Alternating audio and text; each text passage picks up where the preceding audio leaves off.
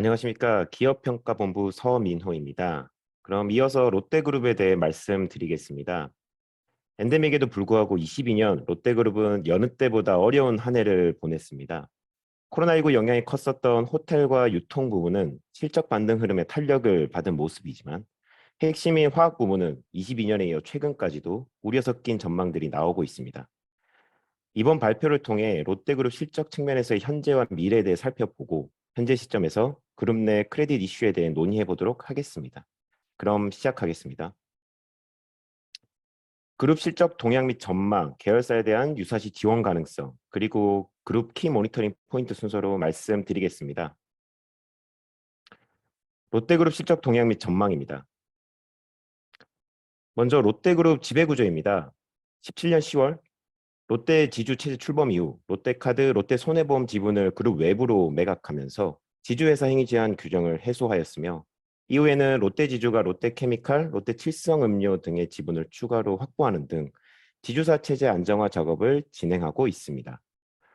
호텔 롯데 편입 등 지배구조 측면에서의 과제는 아직 남아있지만 현재 그룹 재반 여건 등을 고려하면 당장 추가적인 지배구조 재편에 나서지 않을 것으로 예상됩니다. 롯데그룹은 롯데케미칼로 대표되는 화학, 롯데쇼핑의 유통, 호텔 롯데의 관광 레저, 롯데웰푸드와 롯데칠성음료의 식음료 부분으로 사업이 구성되어 있습니다.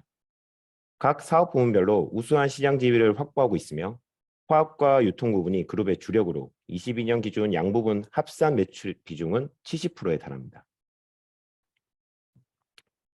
그룹 실적을 살펴보면 아래 영업이익 그래프에서 확인할 수 있듯이 22년 그룹의 이익 창출력은 크게 위축되었습니다.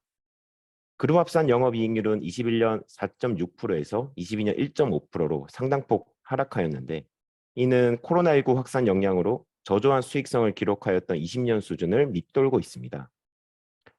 엔데믹 등으로 영업 여건이 개선된 유통과 관광 부분에서 실적 회복세로 전환되었지만 그룹 내 이익 기여도가 높은 화학 부분에서 업황 부진 장기화로 인해 큰 폭으로 실적이 꺾이면서 그룹 전반의 영업 실적은 부진한 모습을 보였습니다. 그룹 합산 재무 부담도 크게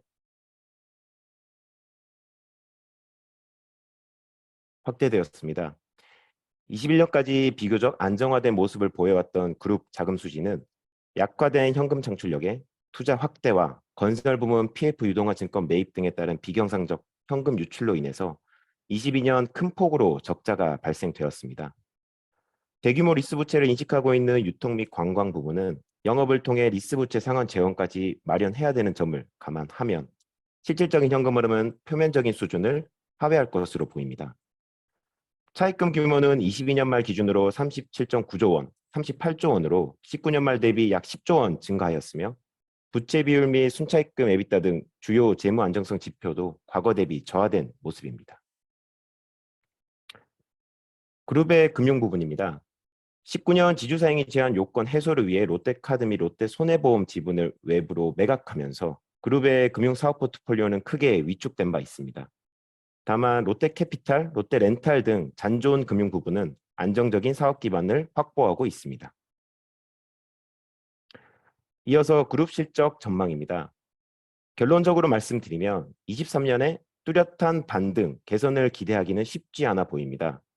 화학 부분의 실적 회복 지연으로 의미 있는 수준의 이익 창출력 반등은 시간이 걸릴 것으로 보이는데 재무 부담은 당분간 확대 기조가 이어질 것으로 예상되고 건설 PF 우발 채무 관련된 불확실성은 여전히 내재된 상황이다 보니 그룹에 대한 우려가 아직 해소되지 않은 상황으로 판단됩니다.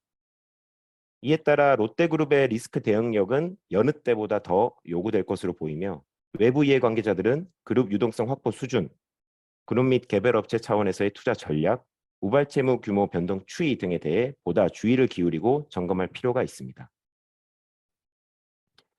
다음은 그룹 계열사에 대한 유사시 지원 가능성 부분입니다.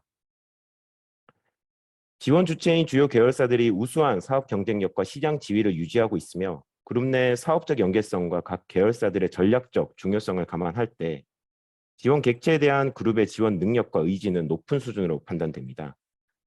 대체적으로 롯데그룹 계열사의 장기 신용 등급에는 계열의 유사시 지원 가능성에 따라 원도시 어블리프트가 반영되어 있습니다. 다만 그룹 내 주력사로서 지원 주체의 지위를 갖는 롯데케미칼, 롯데웰푸드, 롯데칠성음료, 롯데쇼핑 등의 신용 등급에는 계열의 유사시 지원 가능성이 반영되어 있지 않습니다.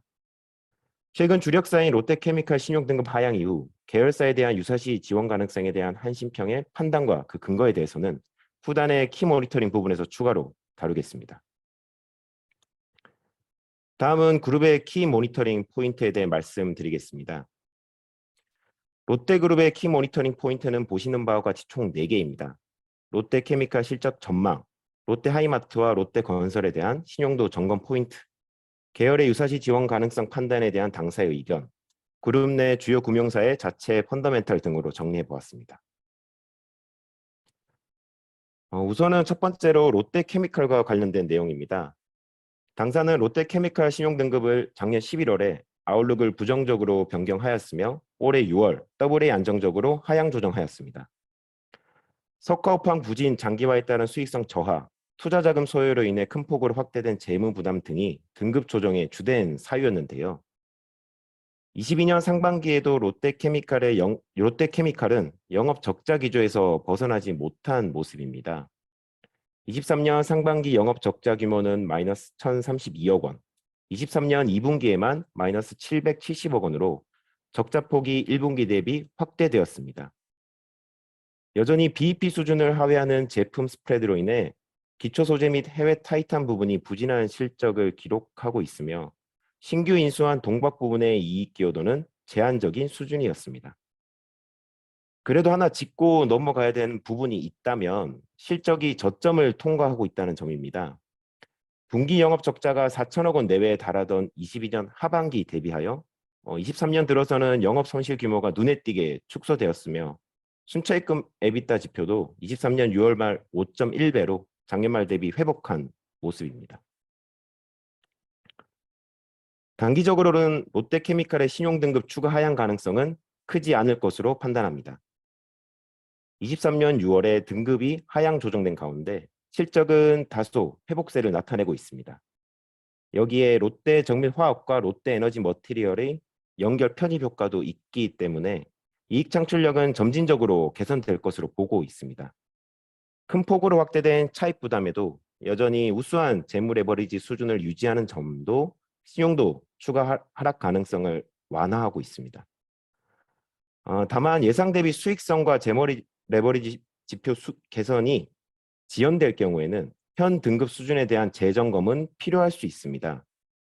주요 수출국인 중국의 석유화학 자금률 상승과 제한적인 리오프닝 효과는 산업 업황과 수익성의 부담으로 작용하고 있으며 동박 등 신규 사업 이익 창출력 안정화는 늦어지고 있는 상황입니다. 인도네시아 NCC 투자의 경우에는 23년에서 25년 사이 투자만 하더라도 약 3조 원의 추가 지출을 예상하고 있으며 롯데케미칼 연결로 보면 23년, 24년 캐펙스 부담이 총 6조 원을 상회할 것으로 예상됩니다. 현재 롯데그룹 내 부정적 아웃룩을 부여받고 있는 업체는 롯데하이마트와 롯데건설입니다. 그만큼 시장에서는 두 업체에 대한 신용도 변동에 관심이 있을 것으로 예상이 되는데요. 이번 장에서는 롯데하이마트와 롯데건설에 대한 신용도 점검 포인트에 대해 말씀드리겠습니다.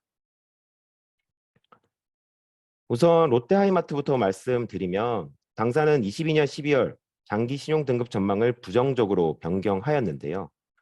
온라인으로의 구매 수요 이전, 오프라인 경쟁 심화로 인해 약화된 이익 창출력과 불확실한 실적 개선 전망 등을 감안한 결과였습니다. 22년 적자로 전환된 영업 실적은 23년 상반기에도 손실을 벗어나지 못하고 있습니다.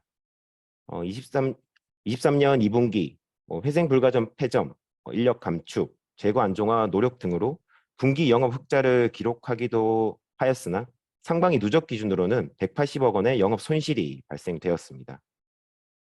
부진 점포 폐전 등 다수의 수익성 개선 작업을 진행하고 있지만 가전 제품 수요가 단기간 내 드라마틱하게 개선되기 어려울 것으로 보여 23년 하반기에도 뚜렷한 실적 반등은 쉽지 않을 것으로 전망합니다. 롯데하이마트 신용도상 관건은 직갱력과 수익성 회복 여부입니다. 당사는 전자제품 수요 추이와 함께 사업구조 개선 작업을 통한 직갱력 및 수익성 회복 여부를 집중 모니터링하여 분기 단위로 신용도를 점검하고 있습니다. 다음은 롯데건설입니다. 롯데건설은 22년 하반기 금융시장 경색으로 PF 유동화 증권 차환에 차질이 발생하였고, 이를 대응하는 과정에서 재무 부담이 크게 늘어났습니다.